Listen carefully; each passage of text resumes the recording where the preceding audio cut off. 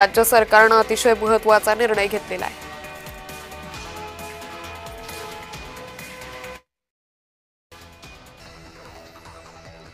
लाडकी बहीण योजनेच्या ई-केवायसीला मुदतवाढ देण्यात आली आहे। 31 डिसेंबर 2025 पर्यंत ई-केवायसी करता येईल अशी माहिती महिला आणि बालविकास मंत्री आदिती तटकरे यांनी एक्सपोस्ट करत दिली आहे। याशिवाय वडील नसलेल्या आणि अविवाहित घटस्फोटित महिलांसाठी पर्याय उपलब्ध केल्याचंही तटकरे यांनी म्हटलंय।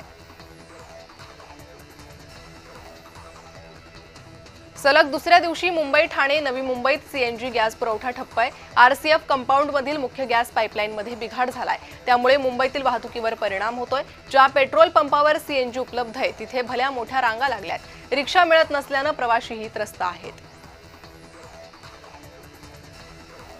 राज्यातील महत्त्वाच्या बुलेट ट्रेन प्रकल्पामुळे होणाऱ्या गंभीर परिणामांचा विरोध करत भरोडी गावातील बाधित ग्रामस्थ आक्रमक झालेत। मोठ्या संख्येने शालेय विद्यार्थ्यांसह ग्रामस्थांनी कामबंद आंदोलनासह साखळी उपोषण केलंय। या प्रकल्पामुळे गावातील रोजच्या जीवनावर गंभीर परिणाम होणार असल्याचा आरोप ग्रामस्थांनी केलाय। निलेश घायवळ आणि टोळीवर चौथा मकोका लावण्यात आलाय। कुंबरे बंधूंचे 10 फ्लॅट बळकावल्याप्रकरणी कारवाई करण्यात आली असून निलेश घायवळ, सचिन घायवळसह 17 जणांवर मकोका लावण्यात आलाय। नवी मुंबईतील वाशी रुग्णालयात विष प्राशन केलेल्या रुग्णावर उपचार करण्यास नकार दिला। डॉक्टरांनी उपचार नाकारल्याचा व्हिडिओ व्हायरल झाला असून ठाकरे गटाच्या पदाधिकाऱ्यांशीही डॉक्टरांनी अरेरावी केली आहे। गिरगावमधील दुकानदारानं ग्राहक महिलेसोबत उद्धट वर्तन केलंय। मनसे पदाधिकाऱ्यांनी याची दखल घेतली। गुजराती दुकानदाराला मनसे पदाधिकाऱ्यांनी दणका दिलाय। याचा व्हिडिओ सोशल मीडियावर व्हायरल होतोय।